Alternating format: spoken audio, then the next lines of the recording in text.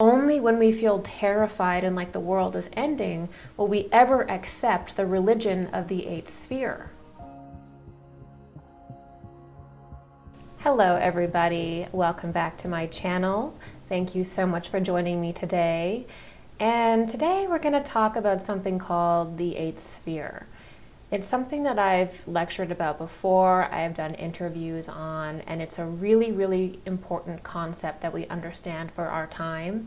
So I decided I was going to grab one of your questions from social media and answer it. So this question is from Mahima Jane. Hey Mahima. And you said, "Hey Gigi, always love and appreciate what you do. Just wanted to express a request here. Could you do a video on the connection between the sacral chakra and the eighth sphere? Would really love to know your thoughts on it." So actually really incredible that you made this connection between the sacral chakra, which is the second chakra in the human chakra system, and this sort of false sphere around the earth, because we can make connections between how our chakra system actually interacts with higher worlds and also, you know, even the eighth sphere, especially the sacral chakra or the lower chakras. So before I get into the exact connection between the eighth sphere and the sacral chakra, let's just dive into what the eighth sphere is exactly. So this is important because anyone who is doing spiritual development work, anybody who is doing psychic development, anything to do with connecting with higher realms, spirituality, you have to have a good, strong sense of cosmology. You have to have a cosmology. One of the biggest mistakes that's made today, especially in the New Age, is when people believe that they can just open up to the spiritual world and that their consciousness or their mind will automatically take them exactly where they need to go or bring them to the highest plane possible just by default. That's actually not how psychic ability works. And in actual fact, psychic ability works as a mirror or as a kind of resonance or frequency matching.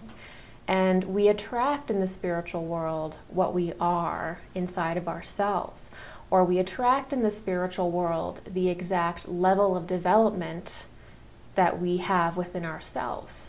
So this means that being psychic is not enough, you know, to teach or to even work as a psychic. Psychic ability in itself is not enough, and psychism is not actually a great gift. The real power comes in actually understanding the structure of the universe, the structure of the cosmos, and the structure within ourselves. And once we know that, once we understand that, once we have a sense of cosmology, then our psychic abilities actually have a structure in which they can function properly. They can actually understand what psychic time is, which is divided into very specific epochs that have a very specific type of consciousness in them. So every single epoch of humanity, whether it be the Lemurian epoch or the Atlantean epoch or the post-Atlantean epoch where we are now, every single epoch is actually delineated as an epoch of time, because not just for the convenience of knowing different time periods. No, they're actually delineated because they represent different stages of human consciousness, the different stages of human consciousness as it develops. Now I'm going to link below a lecture that I did a few months ago on this called Human and Cosmic Evolution. It's totally free. I will link that below. And then you can get a good look at the different epochs of humanity and also the different epochs of the earth itself. Our earth, the earth that we live on, you know, it has had different incarnations, different incarnations and different stages in its own development that we have been involved with it on as well. We often perceive these as other worlds, and they're actually kind of stored in the planets around us as well. But even our planet is developing.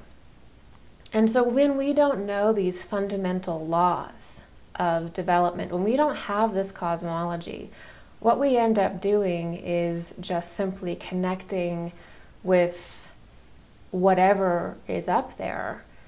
And most likely we're going to connect with something called the eighth sphere, or we're going to start connecting into the lower planes. So let's get into what the eighth sphere is, now that we know that we really have to be educated in correct cosmology and correct human development and planetary development to actually truly be having spiritual experiences and getting spiritual knowledge that's actually not conflated and twisted. You know, we have to understand this. And so what is the eighth sphere? And why is it that if you're not prepared, if you're not ready, or if you're not fully aware of enough and you start opening up psychically, why is it that you will tune into the eighth sphere? Okay, the reason why you will tune into the eighth sphere is because the eighth sphere forms a kind of what you could call a false reality around the earth. So you could look at the earth as being in the third dimension, and then just in a little bit of a higher dimension, there is what you would call a sphere or an energy body around the earth. And it is sort of a catch-all, if you will, for anything that is not completely and totally aligned with natural law. It's a catch-all for anything that isn't true, or anything that's out of alignment kind of goes into the creation of the eighth sphere, the continuation of the eighth sphere. And so in order for a mystic to truly be able to get past that realm of false information, you really have to be very precise in your knowledge, and you have to be very educated on the reality that the eighth sphere exists and what it is. We can't expect to just open up psychically and think that we're going to get through the eighth sphere and everything's going to be perfect, because the whole point of the eighth sphere is that it's also kind of a realm of trickery. And it's essentially, a really, really good way to look at it as well is a false cosmos or a false reality. Kind of like a complete inversion and mockery of our world and also the higher worlds, because it stands between our world and the real heavens or the real higher planes that are more perfected. So it's kind of like this really nasty, chaotic, dark catch-all that surrounds the planet, that's made up of all incongruent thought, all sort of darkness, all sort of hatred, and any thoughts and formulations in our mind and beings and soul essences that have fallen out of step with natural law or God's law. So immoral, unethical, all of that kind of stuff is getting gathered up in the eighth sphere, and it kind of surrounds our planet like a mirror. Now, in the New Age, the closest thing to the eighth sphere is going to be something called the lower astral plane. You'll find a lot of parallels in the teachings around the lower astral plane and the eighth sphere. Now, the teachings of the eighth sphere predate the kind of concepts in the New Age. And the New Age is sort of a bastardized version of these ancient traditions and real esoteric cosmologies that used to sort of exist more so in our past, but have sort of become hyper-commercialized and broken up into all these little pieces. And now we're only getting little remnants of things, but not the full teaching, not the full lesson. And that's very dangerous, because the eighth sphere is also kind of fragmented truths that are not used correctly, that can feel useful in the moment, but are actually surrounded by a lot of mistruths. Okay, and that's why the eighth sphere can be very dangerous, is that you can sort of get information that you feel like is true, because it will have some themes and some truth in it, but it won't be the highest truth for the time. In order to get the highest truth of the time and tap into your genuine creativity, your genuine genius, your genuine inspiration, and actually get very powerful psychic information, power to develop, you actually have to go through the 8th sphere, pass through it, and into the higher planes. Okay? So the real tricky thing with this is that the 8th sphere, from what I can tell, is a complete false cosmos. So when people tap into the 8th sphere, they feel like they're actually tapping into the universe. They feel like they're interacting with interdimensional beings and aliens and all of this stuff, but it's really all just trapped in the 8th sphere. It's really all just kind of trickster-like entities that are trapped in that sphere, that are looking to attach, that are looking to live through humanity. Now, this teaching was not taught in mystery schools because of how dark this particular reality is. And in earlier times, you know, they didn't want the concept to get distorted and taught improperly, which it has several different times. And they also didn't want to frighten people that were developing in the earlier stages of development. And they didn't want people to think that, oh my God, you know, if I begin to spiritually develop, I'm just going to be connecting with some kind of, you know, demonic entity, or it's all going to be bad and I'll never be able to break through the 8th sphere. So it was always something that had to be brought forward at the right time, but also something that was held back because of the sort of darker reality that it is. Now, one way that we can kind of merge the understanding of the 8th sphere with some of the New Age concepts that are popular today is that if you can imagine the lower astral plane, that sort of darker plane that's also associated with the moon, if you could imagine that plane, and that plane, by the way, in different traditions is called different things. So the lower astral plane in Tibetan mysticism would be called the Bardo plane. Okay, in Christian mysticism, it would be called probably purgatory or hell. And then in other Eastern traditions, it may be called Kamaloka or some other word of moon plane within other Eastern traditions. So it's also very important, if you genuinely want to understand mysticism properly, to try to make these different throughways, these different threads, and understand that these concepts are not new, they're not recently channeled. These are the traditional teachings of all of our ancestors. This is the structure of the cosmos. It is the structure of our own development, and it has been taught in its own way in pretty much every culture in existence. They've had their own words for these exact things and their own interactions with the beings in them.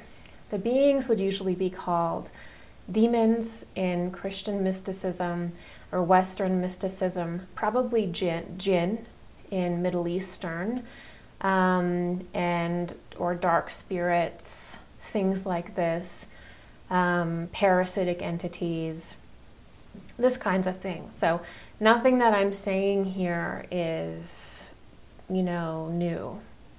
It's just bringing this tradition forward in a more modern way, using modern terms, and upgrading it or updating it so that we can begin to relate to it using some of the things that are going on today in our culture. So you could view the 8th sphere if you wanted to, or at least this is how I personally view it. There's not a whole lot of public information about it, to be honest with you. But you could imagine the 8th sphere as this kind of layer around the earth, right? That's absorbing all of the pain and the nightmares and the trauma and anything that's not organic. It's where the divergent timelines go. It's where when you degenerate or you don't pass an evolutionary phase, you get trapped in the 8th sphere.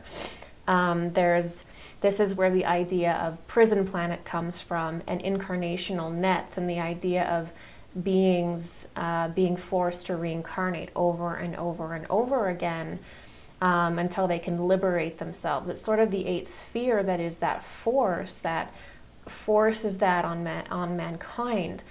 And each individual interacts with it again as though it's like a mirror. So not everybody has the same relationship with this plane, this realm around the earth. It's sort of like the more purified you are, the less this realm is going to even affect you. The more immoral you are, the more unethical you are, which means the weaker your electromagnetic field is around your own body, the more susceptible you are for these beings to attach to you and sort of wrest you away into that sphere.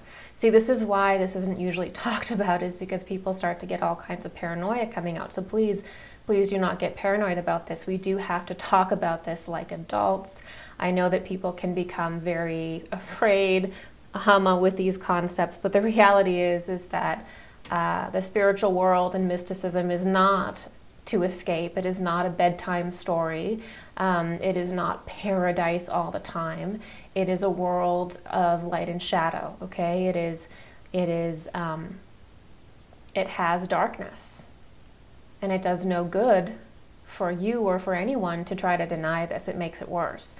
So the best thing that we can do is to calmly and maturely, to the best of our ability, not overwhelming ourselves, take these concepts on and begin to understand them and work with them. This is how we get through and we break through the 8th sphere. So one way that you could view it is as though over time, what we know as the lower astral plane, or kind of hell or purgatory, or the bardo realm, what ends up happening is with the natural evolution of the cosmos, because the cosmos is a living, breathing entity, and it is evolving and growing just like we are. And how it grows is through stars and planets, and through us, which is kind of like its cells or whatever. Okay, that's kind of one way to look at it. And so as the cosmos evolves, what ends up happening is there's always sort of a process of fission, or a process of mitosis and splitting apart of things. And this is actually how planets are formed. If you understand the esoteric science or the mystery science of the cosmos, all planets sort of belong to the sun, or are an expression of it, and within the sun's magnetic field, and are sort of almost like different time periods of the sun itself. And then you have, as humanity and different planetary consciousnesses, or the solar consciousness moves down in density and we get denser, things have to start splitting off and individuating in order to give everything that differentiation. And that's how the individual forms, and that's how every kind of individual, everything has formed. It's this natural process of splitting and mitosis and individuating. And where we are is probably the most dense version possible, at least for our planet it is. And so this process of individuation and splitting off is actually very natural. And then when we begin to ascend as humanity and as planet, we begin to sort of reabsorb and blend. And our planet itself kind of takes on a burning solar consciousness and re-merges with different planetary spheres that sort of represented itself in different stages of evolution. Now, I know this is a bit of a complex topic, and we will get into this more and more on my channel as we go, but I'm just bringing this forward to describe that everything is changing, everything is in motion, and particularly our cosmos, it's not random. It's not really even a mystery. It's a mystery in the sense that we don't know what it means to us, and we don't necessarily know what it means to the individual, or we don't necessarily know the pieces of ourselves that are in the stars and in the planets yet. But we do know a lot about how things are created and destroyed and the evolution of worlds. It has always existed in the mystery sciences, but dogmatic materialistic science denies this, because dogmatic materialistic science denies that higher realms exist at all. So that is an incomplete and backward science. So what ends up happening to create the eighth sphere is it's almost like the lower astral plane begins to compress upon itself and kind of enters into the earth, merges with the earth for a while, and then the earth begins to separate. And it begins to split or delineate, or that mitosis happens. And then you get one lower sphere that is full of all the lower dark things within that planet. And then you get a higher sphere that is sort of cleansed of some of those things. All right, and then those things can relate to each other without being directly connected and inside one another. So this is how the planets evolve. This is how the cosmos evolves, and that's how we evolve. We need this to occur so that we can evolve as well. And so that is the eighth sphere. It is like a dark sphere that kind of stands between us as the higher plane, kind of stands between us and the higher angelic planes. And it does that so that we can have our darkness mirrored to us, so that we can confront ourselves, so that we can confront whatever is within us that is not of God, that is not of Christ consciousness. We can't do that unless it's kind of reflected upon us, unless we're interacting with it. That's how we learn, that's how we grow. But where we are in our development is a very challenging point where the eighth sphere today has essentially taken form as a complete false cosmos. And everything in it is again mimicking real things. So within the eighth sphere, you'll find a false version of Jesus. You'll find a false version of the Buddha. You'll find a false version of Mary, of Krishna, of all these different deities. Every deity that you can think of has a false version that is within the eighth sphere. There's also false archangels and false angels in the eighth sphere that are not angels at all.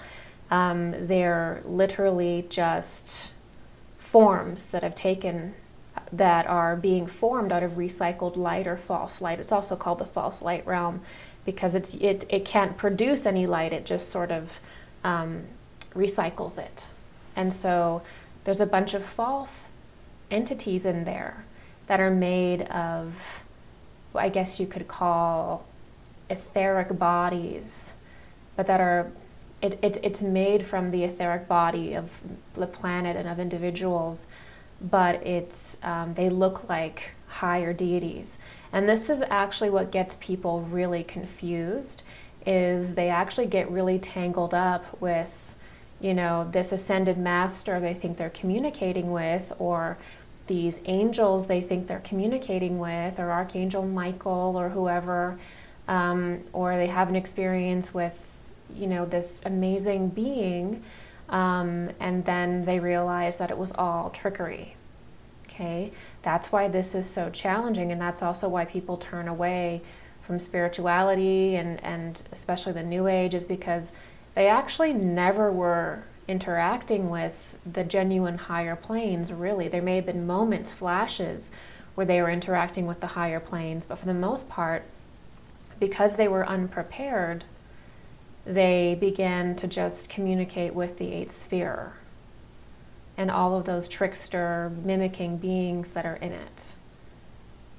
And so in the past, there was something called mystery initiations, where if you wanted to go into this field, if you wanted to develop, and it actually was required for you to do this, you would go through proper initiations and education that would allow you to navigate that realm. Okay, we don't have that anymore, and so it's like a free-for-all. And that's why this is so important to talk about. Again, it's so important to talk about this because so many people are literally tapping into the 8th sphere and thinking that they're communicating with higher beings, and they're literally just tricksters. This exists also in the Native American cultures with the trickster entities and deities. They knew about them. And it's existed in lots of different cultures using different wording. So see if there's anything else about the 8th sphere.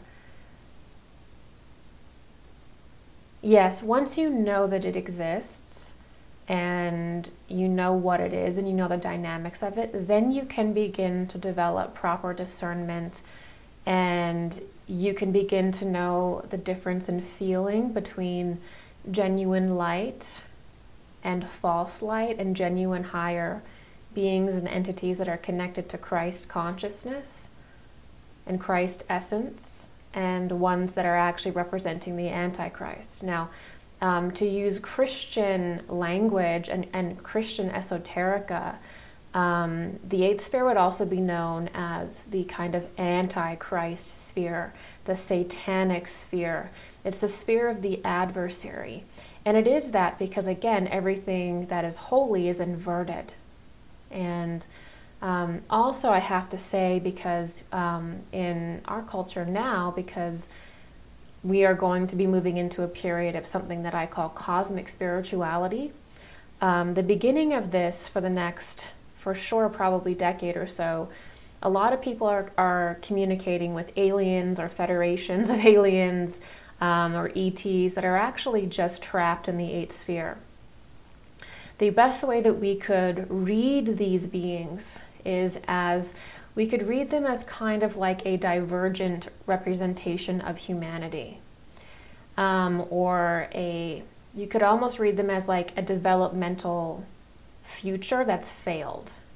Okay? Whereas if you're looking at the angelic realm or the genuine higher planes, you could look at that as our future self, or as our developmental future that has been a success, or that is our organic evolution. So beyond the 8th sphere is like our organic evolution that we achieve through connecting with Christ consciousness within ourselves, through being moral, through being ethical, through following natural law, which means to be loving and all of that good stuff that I've talked about before. Then we actually evolve out of the 8th sphere, away from the 8th sphere. We pass through that, and that is called our organic timeline. And so it's kind of like our future self, though it's not the linear future, it's the developmental future, because linear time stops existing the way that we know it to exist today as the planet reaches a certain speed point, where it flips into a higher resonance and time no longer functions as we know it now. So we have to understand that time is more like this. Organic time is actually more like a bell curve, okay? And inorganic time for us is just going straight down into the 8th sphere, or that's sort of like the false timeline or the divergent timeline. That's how I see it. That's how it has been shown to me for our time. So there are a bunch of entities that are disincarnate, that are like soul essences that have turned their back on God, that have done dark things, that are very chaotic. So there's soul essences and dark entities, and you could also say egregores or tulpas that were created for negative means. Those are all trapped there, like golem kind of things. But then there's also beings that are what many people would consider aliens, that say that they're gods, that say that they're these higher beings, but they're actually from the 8th sphere. And from what I can tell as I continue to work on this, they may have actually been created during the Atlantean epoch, when during the Atlantean epoch we were spacefaring. And there was a desire, just like Elon Musk has today and Werner von Braun had, to colonize space. So that's already happened. You know, when in the Atlantean time, we had incredible spaceships, we had incredible anti-gravitic technologies, incredible technologies already. We fell from that. And so we have actually already gone out into the cosmos, and it is my belief that part of what's going on with the interdimensional and alien phenomenon is actually that various different beings were created during the period of Atlantis, and certain people even went into the solar system during the period of Atlantis and have kind of hung out there and degenerated. And then there's also an interdimensional aspect of it as well, but it's a very complex topic. The idea of aliens, the idea of interdimensionals, angels, higher beings, lower beings. But in order to really understand what's going on, what's communicating with us, what's contacting us, we have to understand what the eighth sphere is. And that there are these beings trapped there. And a lot of the beings that are aliens are literally, the best way to view them is as degenerated humans. And so that's my opinion on that. So, but then there's also the interdimensional aspect, which we have to consider as well. So we sort of have a lot going on with our world. Some of it is interdimensional, and then there's a strange portion of it that also appears to be hung over or left over from the Atlantean epoch, when we were spacefaring and trying to colonize that, trying to colonize the solar system then.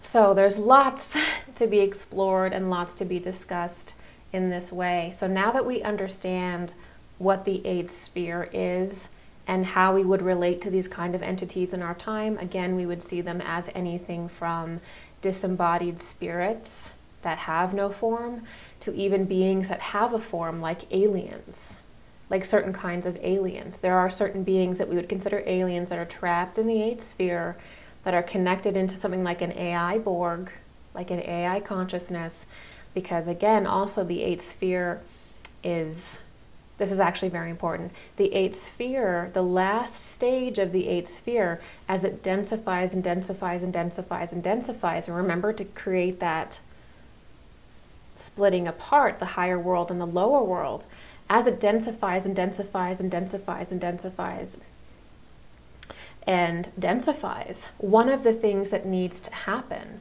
which very dark groups want to see come about, is that our whole world has to become kind of electrified and full of these divergent frequencies, like 5G, like complete electronic frequency pollution.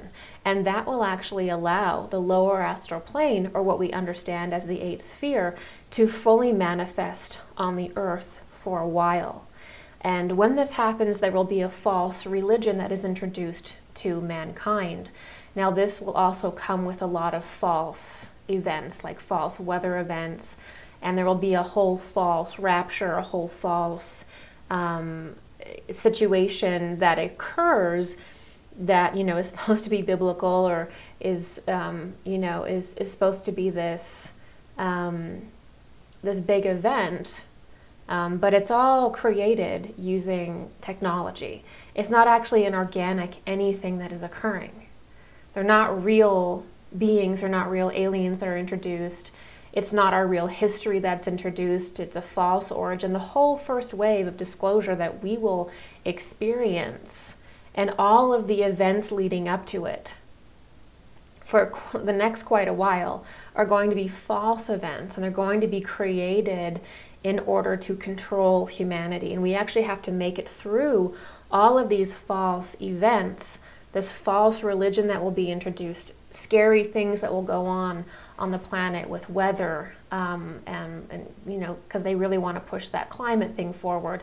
So we'll have all this stuff going on to make us feel very scared, because only when we feel terrified and like the world is ending will we ever accept the religion of the eighth sphere, right, which is an AI transhumanistic religion, and it is the Antichrist. If I'm just going to use Christian terminology, that's the most simple way to explain it. But the whole thing is that the eighth sphere has to materialize. It has to reach a physical form. And how it can do that is through the use of frequency. So when you see all the satellites that are going to beam down 5G, well, is that for internet, or is that really so that we can create a false sphere around the planet? Now, I recommend Elena Freeland's work for this. I'll link that below as well. But we have to understand that, again, in our day and age, with our level of technology and our level of advancement, we're not looking at the same kind of dark practices as like John Dee summoning things in his, in his little summoning room with herbs. We are looking at dark entities and black magic, black magicians using technology. We have to redefine our understanding of how these things happen. We have to include technology, because it is technology and discordant frequencies that's going to actually, and the electrification of the earth, that's actually going to allow the eighth sphere to begin to materialize on the earth for a long period of time. Now, this also gets into the desire to make people synthetic and certain things that are going on the planet right now. Okay? So that can all be seen as very, very connected, and we have to begin to look at the picture like that. So the changing of the Earth's energy body, its aura, its bioenergetic field, through electrification, through 5G, through all of these frequencies that are being created, is going to be what allows the eighth sphere to begin to physicalize more and more on our planet. And this is something that we have to look out for. It was prophesized. This is in the Steiner work in Anthroposophy. And so this is also why when you look at Christian texts as well, you see things like the mark of the beast, and it's automatically associated with, technology. So we have to really understand that the eighth sphere and the darker forces within the eighth sphere are going to use technology. They're going to use frequency to manifest themselves. And that the eighth sphere is an entire false system of life that is completely codependent and parasitic and dark and demonic. And they have their own backwards religion. We would see that as being satanic, right? And so they would like humanity to be initiated into that. And I've spoken about this a lot, so I'm going to move on and close out this video today with your question. And that is, what is the connection between the sacral chakra and the eighth sphere? So this is a good way to round out this question, because once we know what the eighth sphere is, we know that it exists, we know how it forms, we know why it forms, we know how we interact with it, it's kind of like a mirror, we can begin to go even deeper into how we can make sure that we don't interact with it, how we can make sure that our eyes are wide open. We know sort of what patterns to look for. So for probably more extensive knowledge on this, I'm going to post my lecture on the eighth sphere and a couple different videos I've done on it. And I'm also going to post my lecture on Lucifer, Ahriman, and Christ, which will go even deeper into how to prevent the eighth sphere and all of that. So lots of homework if you want. All right. So what is the connection between the sacral chakra and the eighth sphere? Well, there's always been something about esoterica that is so simple that has always stuck out to me. And it's this. It's that we're either aligned with our Christ consciousness or we're not. There's not 50 different options. There's not different things. It's either we are either in alignment, and we are sort of burning off our karma, and we are growing and we are evolving through the alchemy of Christ within us, or we are falling backwards, we are falling behind, and we are distorting. It is always one of those two things. And so that means that really to connect with the eighth sphere or to regress, we just need to be out of balance or out of harmony. And so really that dedication to harmony, that dedication to your heart, that dedication to the development of your heart is key. The heart is the great harmonizer and the great answer to this, right? The more harmonic you are, the more balanced you are, the more the eighth sphere will be obvious to you, right? The more you can go beyond it. The more you know yourself, the more you know thyself, the more you can go beyond it. The more ignorant of yourself you are, the more you seek to attach yourself to this material plane through lower desires, through wanting a material existence, the more you become linked to the eighth sphere, okay? So this is where the sacral chakra comes into the connection with the eighth sphere, is that in order to disconnect from, or I guess we could say, in order to purify ourselves, which in turn allows us to pass through the eighth sphere and not really connect with it and not have, much of ourself stored in it, we have to purify the lower chakra system with the heart. And what does that mean? Well, our lower chakra, our three lower chakras are sort of like, our animal self. It has to do with our lower urges, our more animalistic urges. And if we live a life where we are only seeking to experience the world through our lower urges, through the lower chakra system, which is through sex, through money, through fame, right? Or anything to do with the lower chakra system that you can think of. The more we do that, the more we kind of link ourselves to the eighth sphere, the more we betray ourselves, the more we lose these beautiful chances for development.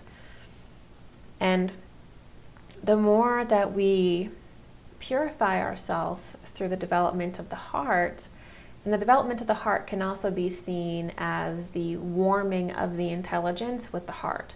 So it's kind of like a balance between the heart and mind, really, is what it is. It's not just mind, it's heart.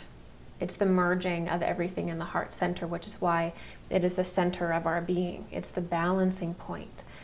So when we can begin to live from the heart, then we purify ourselves and we can go beyond the eighth sphere. We can repair our magnetic field, our bioenergetic field, so that it's very strong, and that even if we're in the darkest situation or around the darkest people, we don't get attachments. We don't get things trying to get in through our aura, because we live in such a harmonious way with love, with compassion, and with the strongly developed heart, that there's a kind of invincibility with that. But when we allow ourselves to be driven by lower urges, by just wanting pleasure all the time, by not attuning ourselves to higher ideals and higher goals, and not attuning ourselves to having a strong sense of ethics and a strong sense of morals, we begin to degrade and we begin to degenerate, okay? So the lower chakras can also be kind of seen as the beast system as well, because when we don't rise out of them into the heart, which is again our stage of development that we are in for this time, we basically begin to regress and we begin to degenerate. So that is the connection between, and the sacral chakra sometimes is also associated with temptation. and sort of trying to get things in a cheaper way, and you know, even its interweaving with the lower chakras can represent trying to get spiritual development kind of out of the material plane and not understanding that everything is within us, right? So that would be the connection between the sacral chakra and the eighth sphere. The eighth sphere is all about getting stuck in a lower form of existence, and pretty much nothing in the eighth sphere has a developed heart center. In the eighth sphere, there's very dark, animalistic, like desperate, fear-based beings. But there's also the cold intellectualism of Ahriman, and sort of this high form of intelligence that has no heart center. There's no heart development. And if a being does not have heart development, does not have the heart chakra developed, then it will degenerate, right? And so this is what the grays represent to us. This is what our connection with the grays is mirroring to us and representing to us, is this kind of cold scientism, this cold intellectualism. This is clear in many of the different abduction cases where there's no emotions, there's no heart center. So those beings are incredibly connected to the eighth sphere. It also reminds me of Aleister Crowley's Lamb and Steiner's drawing of Ahriman, you know, these huge-headed beings that represent just pure, intense intellect and no heart development. And in the mysteries, for our phase of development on the earth, we're at a point where there must be what's called the etherization of the blood, which is that our blood actually changes. So humanity's blood actually changes when the heart center is activated. It's called the etherization of the blood, and it allows humanity to begin connecting with and perceiving Christ consciousness in the etheric plane and in their etheric body. If this does not happen, then the human being does not evolve. And so within the eighth sphere, none of the beings are etherized in their blood. They have an incomplete kind of blood, which is why they always want human blood. Okay, that's why, you know, blood sacrifice and all this stuff goes on. It's because they don't have an etherized blood, and they need that. You don't get to just devolve in the cosmos and have the same access to higher worlds, the same access to knowledge, the same access to wisdom when you devolve, like how the grays represent that, the alien grays, or these demonic entities, or these other kind of demonic beings and dark things that come out of that plane, whether they be physical or spiritual components that attach to these physical things, it doesn't matter. You don't have the right composition of blood in your body, right? The only way you can get the right composition of blood in your body that will allow you to evolve with the sun, with the planet, is through inner work and personal transformation, through transmutation of your karma, through the development of the heart chakra, through the purification of your karma and of your lower chakra system. Okay, it's moving that energy up in the heart and purifying it with love, living under God's law, living under natural law, living under higher spiritual laws. That's the only way that your blood can develop. And I'm not talking about blood types, okay? I'm not talking about different cultures or races or anything like that. I'm just talking about something much deeper. I'm talking about the spiritual capacity of the blood, okay? And so the only way that can happen, the only way you can evolve at all into a higher form is through the etherization of the blood. And that is through the development of the heart. And if that does not happen, then you become trapped in the eighth sphere and you take all of these lower forms, because it is the sun and our planet working together that allows our form to evolve and ascend or move into a higher and higher form. we take on these energies. And one of the things that happens when we take on these energies is this etherization of our blood, which is essentially also the connecting of the heart and the mind in humanity. It causes a different kind of blood to form in the human being. You may not even notice it under a microscope. It's something very deep. Okay, so that is also why there is this intense desire to take blood, to do different things with blood. It's always been sort of a food for lower elementals and things like that, but there really is a difference. And I have to talk about this, even though it's probably very weird for people and maybe even dark for people to talk about this, because we're also going through a time period where there is a great desire to change our blood. Okay, and I think some of you know what I'm talking about. To change our genetics, to change our form. We don't want to do this. Okay, I've talked about this, the hybridization and the hybridization that occurred in Atlantis in different times as a form of deformation, all this kind of stuff in previous videos, so I will not go any deeper into it today. But yeah, I think that's where I'll end it, because honestly we could probably just go on and on and on talking about the 8th sphere and the different kinds of beings out there, and just the whole thing. It's so fascinating, and I have a bunch of lectures that I have planned on these topics coming up for you. So do sign up for my newsletter so that you know when I'm going to be lecturing. There's lots of lectures that I do. Well, pretty much every lecture that I do, even if it's done on my private page, I like to post it here for free. But if you'd like to support me and keep this work free and available for everyone, I would very much appreciate it. I'm completely supported by you. And how you can support me if you like my material is by signing up and becoming a premium member on my website. And that actually gets you 2 live Q&As that are usually 3 to 3.5 hours a month, so 7 hours of extra content. But it also gets you to connect with an amazing spiritual community, amazing individuals. There's forums, there's psychic development forums, there's all different types of things that go on the website. And you can have your own little profile and everything. It's a lot of fun. It's a great way to meet like-minded people.